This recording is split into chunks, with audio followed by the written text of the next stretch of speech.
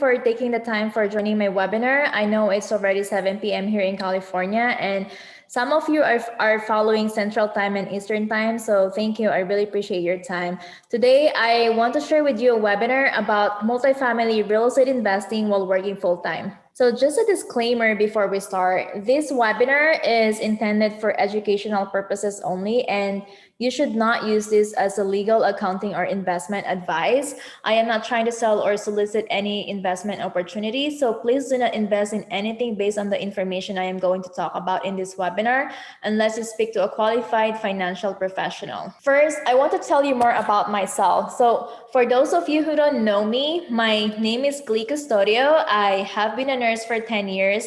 I got into healthcare because I really care about people. My passion for nursing started when my mom had her first heart attack when I was 17 years old. It was just her and me when it happened. And when I got into the hospital, the moment I stepped into her room, they told me, "We saved your mom." So that statement was eye-opening for me. I told myself that one day I wanted to say that to my patients and their families. I enjoyed every minute of working in intensive care unit and helping patients who were very sick. Nursing is a very rewarding job for me, but during the pandemic and now the shortage of nursing in all of the hospitals, I found myself working longer hours to help on top of working in a very harsh environment. I had to work extra shifts to make extra money. Then I realized that me working long hours is not sustainable. It was affecting my work-life balance and affected me emotionally. So I started looking into how I could make passive income. Make money by investing, not working and getting paid hourly. And that is how I learned about multifamily real estate investing. I am reaching out to you and sharing this experience because this could happen to you too. So my real estate journey started in 2017. I started investing in a single family home. I co-founded Homes for Investments, and this year I became a board of director of Asian Real Estate Association of America. So now my goal is to help busy professionals generate passive income. Some of the topics that I am going to be talking about in this webinar to really level up your passive income investment journey are how real estate makes your money work for you, how to generate passive income through multifamily real estate investing, understand if your investment is active or passive, how multifamily syndication works in practice, the pros and cons of multifamily syndication, and understand the risk of investing in real estate syndications and how you can avoid or minimize them. So why did I venture into multifamily real estate investing while working as a nurse? Achieving my goals became easier because they were meaningful and connected to a reason and purpose, which is my why. My strong why is my key to staying focused and motivated, even if I wanted to give up several times because it's hard to do. My greatest why is my family. So being a first generation immigrants, we don't really have wealth. So I want to get out of that rat race and create generational wealth for my family. I simply want to be free for my future family, especially when my kids start having school activities.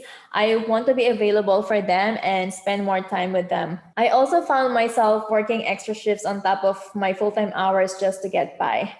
So before real estate investing, I was working 5 long shifts in a row to make extra money, and I just don't want to keep working hard for money all my life.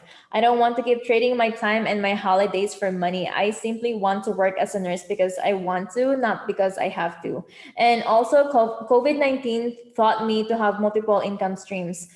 So we know what happened during COVID-19. When pandemic came, many people lost their jobs. A lot of people were furloughed and had their hours reduced during the pandemic. So it's wise to have multiple income streams. And because of those extreme situations, my wisdom and perspective emerged.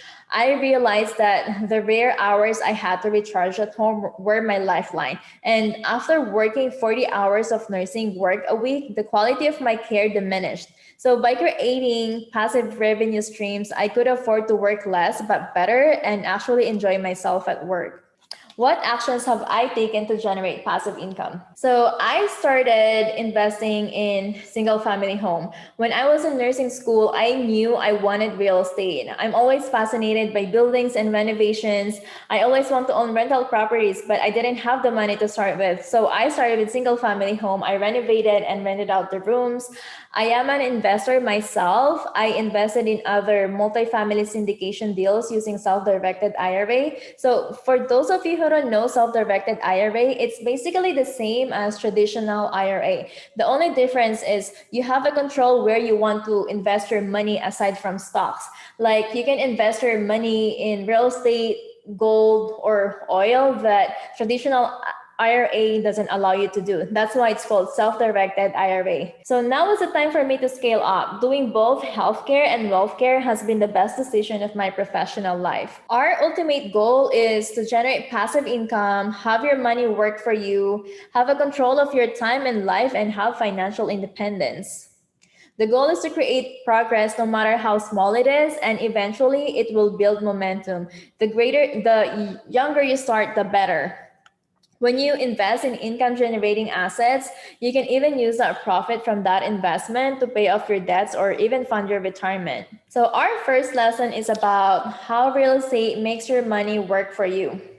As we know, over the years, every dollar that we invest in real estate works hard for us. So these are the 6 pillars. Each dollar works for you when you invest in real estate. When you invest in real estate, you're taking advantage of leverage, cash flow, appreciation, forced appreciation, tax benefits, and equity.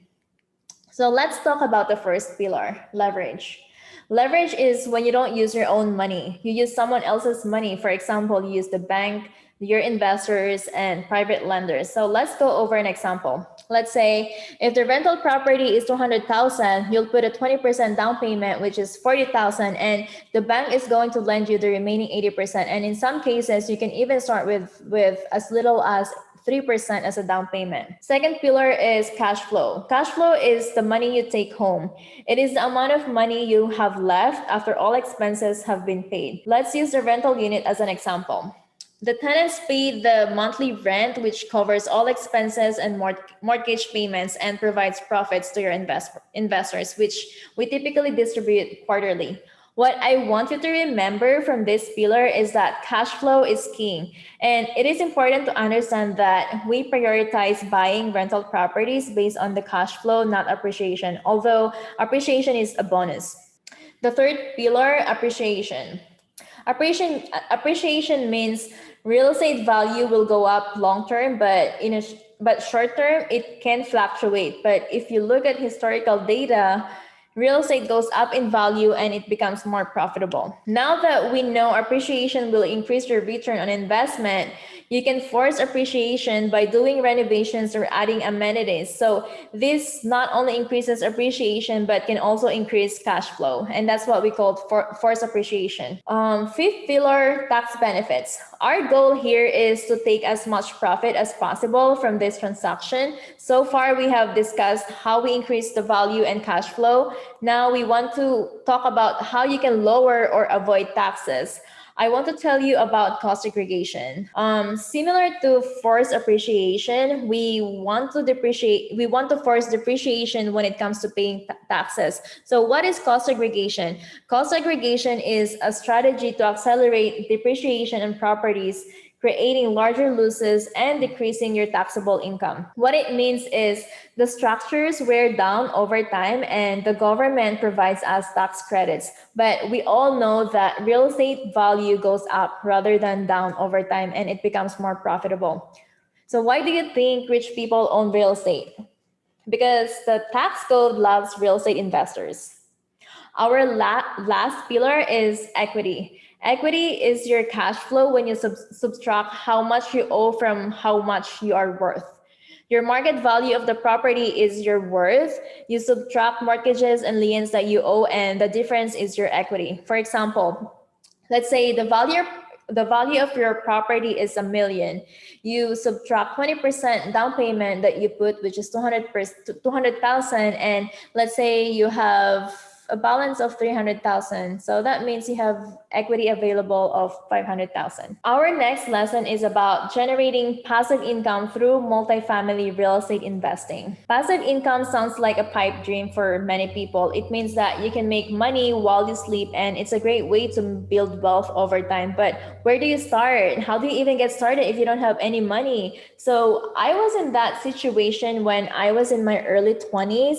I thought I needed to be a millionaire to own an apartment building. I didn't know I can start making passive income if I invest in multifamily syndication. Most syndicated deals allow you to invest with 500,000. Not 500,000, 50,000, sorry. And there are ways you can start investing. You can get funds from your savings, borrow from your retirement fund, or borrow from a home equity line of credit. So why am I targeting medical professionals and other busy professionals? We know that a healthcare job is stable and it's a great way to make money. The problem is that we have to work long hours. We have to sacrifice our weekends, our holidays, and sometimes work at night, which makes it difficult to actively invest in real estate. But there are ways that you can be a healthcare provider while being an investor like me. So nursing is my active income and real estate is my passive income. My goal is to reverse nursing to real estate. Eventually, I want to do real estate nursing as my part-time and real estate as my full-time and retire early. So by investing in real estate, you don't have to deal with working night shifts and dealing with nighttime calls. So this slide is about a problem that I encountered while talking to people about multifamily real estate investing. I realized that there's a challenge between making money from working full-time and making passive income by investing passively. So a lot of people only know the traditional way of making money and relying on traditional IRA to retire. So this is how I came out with the problems, and I realized that I needed to nurture people to change their mindsets. So the aware problem is a lot of people don't know how to generate passive income by investing in real estate because they don't know where to start and how to educate themselves. So the unaware problem is people are overwhelmed. They have fear of losing money if the market crashes. A lot of people mistrust others to manage their money. And passive income sounds good to everyone, but a lot of people also lost a lot of money through investments because they didn't know how to find and evaluate the investments to see if the investment is right for them. So the unspoken problem is people are relying on only one income source, and it's sad. What if we are only making money if we go to work? What if something happens to us? What if we don't have enough money to retire sometime in the future? Do we even think about those things? So I want to change that negative perception and the fear that people have. So I made a case study about active and passive investing. Ben is one of my investors. He's a high income earner, but he pays a lot of taxes. He's busy being a doctor, and he only has time investing in stocks and other retirement investments. Ben was frustrated when he came to me as he has savings in the bank, but he's not generating any yield. So, and also he lost a lot of money from stocks and crypto. So now he wants to invest in real estate, but he has no strategy and he does not have time to do active real estate investing. We will find out later what he ended up doing. So if you're interested in learning the strategy to generate passive income from your savings by real estate investing, feel free to schedule a one-on-one strategy call with me. We can get your questions answered based on your goals and expectations, and you can leverage my experience instead of creating the wheel. If you go to homespreeinvestments.com, there's a Calendly link there. Just sign up to my Calendly and we'll schedule a call. Our next lesson is about understand if investment is active or passive. So I just want to emphasize that not all in real estate investing is passive. Making a clear distinction between active and passive is what most new investors fail to distinguish. So I actually fell into this trap when I bought my first single family home investment. I was more involved than I thought, and managing the tenants and cleaning were not fun at all. I do not want to do it again because of the challenges I face, and it's hard to scale. The difference between active and passive is with active investing, you run the show. Your role is finding the property, you manage the property, and you deal with the challenges. It's basically a hands-on approach. Examples are buying a single rental property, flipping houses, and wholesaling. Passive investing is a hands-off approach. Your role is to vet the opportunity in the beginning. The sponsor is responsible for the rest. Example of passive investing are syndication, REITs, and crowdfunding. So why active is not a good route for 80% of professionals? Because it takes a lot of time and energy than you think, and it's difficult to scale. So I have talked to a bunch of professionals who are busy with their full-time job with active investment, and I asked them if they would do it again, and most of them said no because of the challenges they faced. They bought their single family rental property and they are not getting the rental payments, so now they're scared to manage the property and tenants themselves. Active is for you if you have extra time being a landlord and you want to experience owning your own rental property, or if you want to switch your career to real estate as a full-time job, or you can do it if you're curious and you don't mind the challenges. In this case, you will be rewarded with high returns. I have done it and it's great. I just don't want to deal with the challenges again and it's hard to scale. On the flip side, if you're not interested in learning the ins and outs of real estate and you've lacked the time to find and support your own rentals, then passive investment might be the way for you to go. So here are the benefits of passive investing. First is zero time involvement after investing. So I see it as a set it and forget it type of real estate investment. With passive investing, you do some upfront research and vetting, but once you invest, you don't need to put in additional time. Second is minimal time upfront to vet on the deals. You just basically need to do your due diligence and research before investing in deals, and you don't have to build a local team from scratch. Third is you don't have to make decisions, take phone calls, or get involved in a day-to-day operation. So basically, the general partners will run the show. You just receive cash flow while you sleep.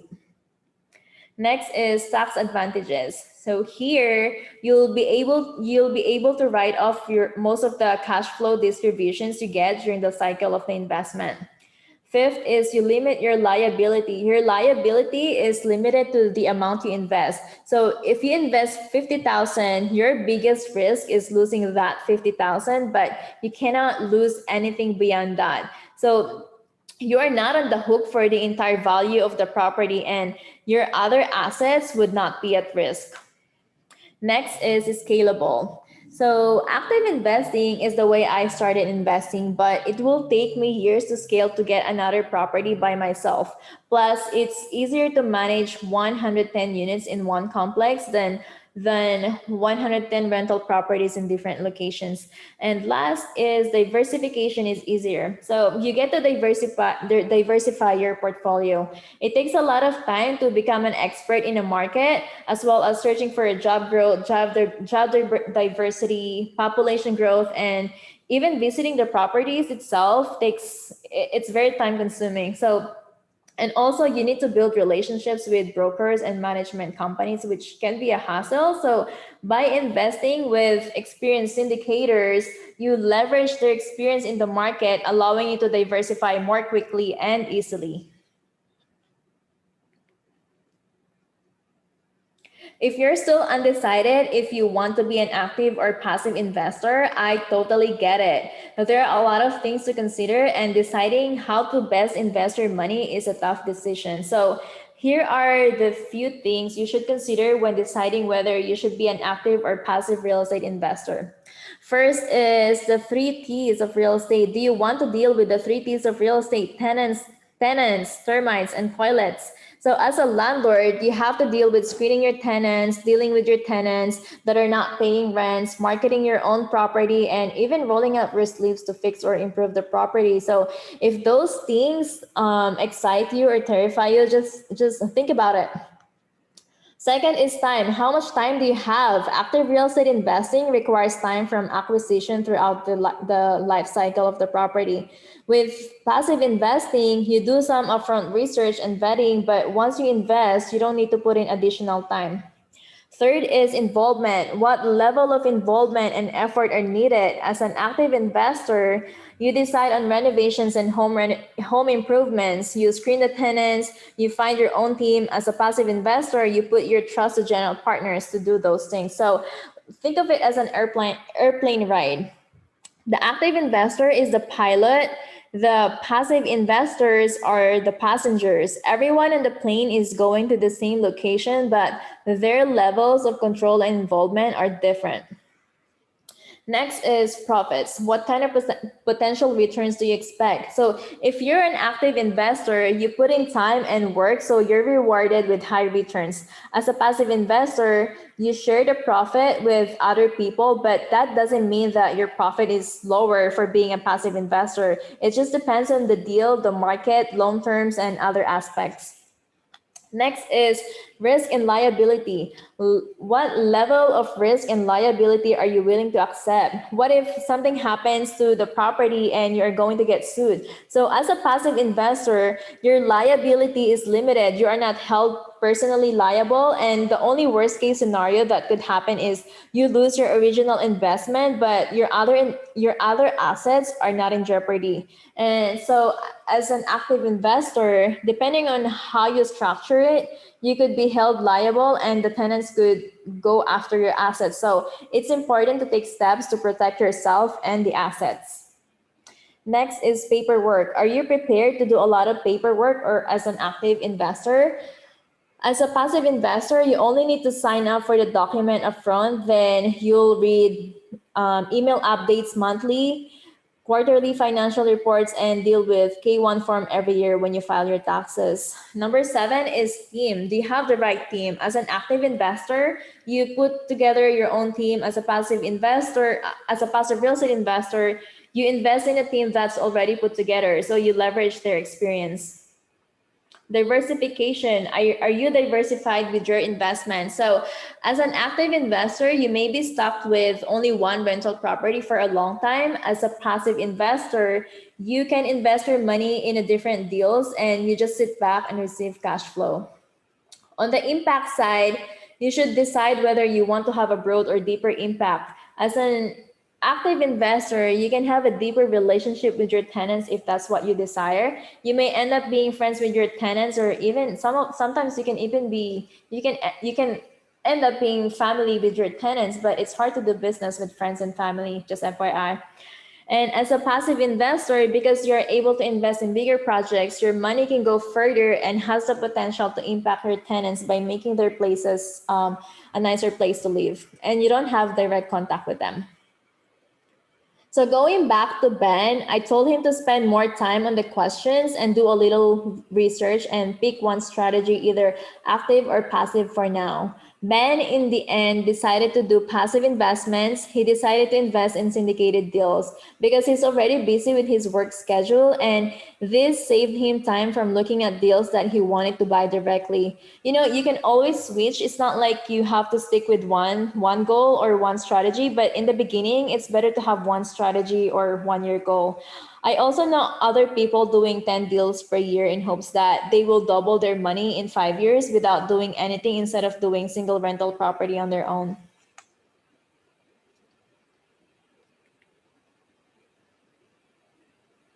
So our next lesson is about understanding how multifamily syndication works in practice. So here I am going to play the animated multifamily syndication video that's already on our website to explain how multifamily syndication works in practice. And also you can, if you can visit our website and you can go to you can read the blog about deal analysis, deciding to invest in real estate syndication.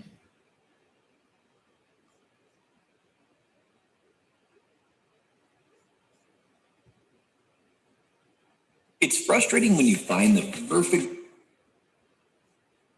real estate investment. It's frustrating when you find the perfect real estate investment, but aren't able to secure the necessary financing. Real estate can move quickly in today's market, and there's no time to waste waiting until you have the required capital. Fortunately, there's a solution: real estate syndication. Let's start with the basics. So, what is real estate syndication? A real estate syndication refers to a group of investors that pool their money to build or purchase property. The key players in this partnership are the general partners and limited partners. The general partners put the deal together and are responsible for managing the show. Typically, it is a group of real estate professionals with strong ties to multifamily brokers who find promising deals in emerging markets, underwrite them, negotiate with sellers, perform due diligence, file SEC documents, and secure the equity and the financing. Basically, they do everything that's needed to run the syndication. On the other hand, limited partners are passive investors who invest their money in return for equity in the deal. How our investors get returns? Our company usually employs a 70-30 straight split, with the limited partners owning 70% of the deal. The targeted returns for limited partners are over 8% average cash-on-cash return, over 20% average annual return, 3 to 10-year holds.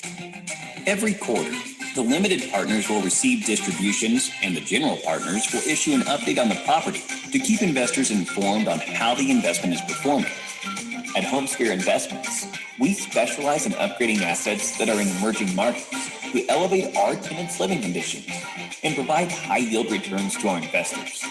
Our strategy relies on value-add programs, acquiring, renovating, raising rents, holding the property and distributing returns, and selling with massive upside. If you're looking to diversify into the only cash-flowing assets that actually reduce your tax burden and are safer and more stable than the stock market or cryptocurrencies, now is the best time to educate yourself.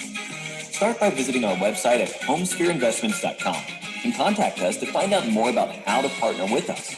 Or if you have questions about how passive income and multifamily investing might make sense for your investment portfolio. Okay, so what are the returns that you're going to get if you invest? So everything that I am going to talk about in this section is only projected returns. As with any investments, we cannot guarantee any returns. So this is only meant to give you a ballpark of the kind of returns we typically see. Let's start with projected hold time. Projected hold time is the amount of time we plan to hold the asset before selling it. The projected hold time is usually 3 to 10 years, but a lot of syndicated deals are 5 years. Why 5 years? We find that 5 years is a good length of time for most investors and long enough to see healthy returns. In addition, given the real estate market cycles, 5 years is a good timeline for us to get in, to renovate the property and give the asset and market a little time to appreciate before selling. Plus, commercial loans are often 5 to 10 year fixed term. So 5-year projected hold time will give us a little bit of buffer to hold the property in case we need to. The next core metric we look at is projected cash and cash returns. Projected cash and cash returns is the cash flow you get while you sleep. Cash and cash returns is what's left after you factor in the vacancy rate, mortgage, and other expenses. It's the pot of money that gets distributed to investors, usually on a quarterly basis. So for the projects that we're looking at, we like to see cash and cash returns of about 8% or 18 to 20% average annual return. That is, if you were to invest 100,000, the projected cash and cash returns would be 8,000 every year. The next core metric is projected profit upon sale. So for the projects we typically invest in, the projected profit at the sale is around 40 to 60%. So at this point, we're already done with the renovations and the tenant base is strong and the rents are at market rates. So sticking with the previous example that we did, if you were to invest 100,000, you would receive 40 to 60,000 in profits on the sale of the asset in 5 years, in year 5. So this is on top of the cash and cash returns you're receiving throughout the whole time. To summarize this, If you were to invest 100,000 in real estate syndication deal with this projected returns, you would end up with roughly 200,000 at the end of 5 years. So 100,000 of your original investments plus 40,000 in cash and cash returns plus 60,000 in profits upon sale. So you would end up with 200,000 at the end of 5 years. Our next lesson is about the pros and cons of real estate syndications. So, just like other investments, real estate syndications also come with pros and cons. If you're asking whether multifamily syndication is too good to be true, that means that you're thinking critically about real estate syndication as a potential investment vehicle and you're just doing your own due diligence, which means that you're pretty smart and savvy investor. So the advantage of the advantage of investing in multifamily syndication is you have no active responsibility. You don't have to deal with tenant turnover, renovations, or late night phone calls. But you don't have any control over the investment. Basically, the general partners will operate the property and asset manage the property. So it involves a certain level of trust.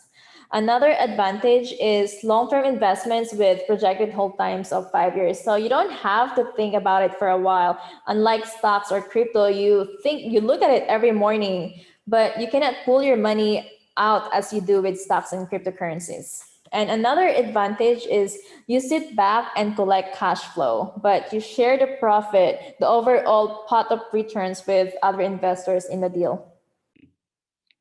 Okay, so our last lesson is about the risk of investing in real estate syndications and how you can avoid or minimize them. As with any investments, there are risks involved in syndication. So avoiding this risk will provide you with peace of mind when you invest your money.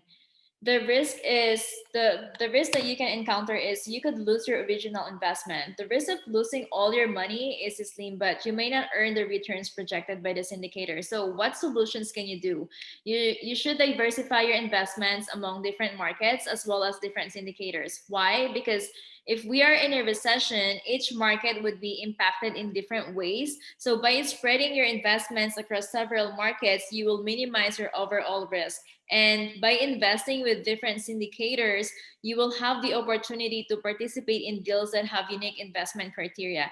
And make sure you do your own due diligence. Look for a syndicator who takes a conservative approach. Look how a syndicator analyzes the exit cap rate versus in-place cap rate. So that's an important factor to look at before investing. Always ask the syndicator what cap rate they purchased the property at and at what cap rate are they predicting the exit cap rate to be.